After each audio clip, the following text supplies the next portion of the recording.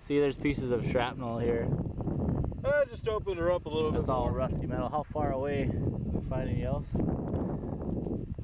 That's pretty much it. It opened it up a little more. We had a pretty big hole over here to begin with, but really the blast just kind of opened it like an eggshell. But not a whole lot of damage, I guess. But you know, again on these 4-inch ones, it's interesting because it blew out the side of the cardboard. Where like the 2.5 and the 3 didn't. They just blew out the epoxy. So pretty much. Yeah.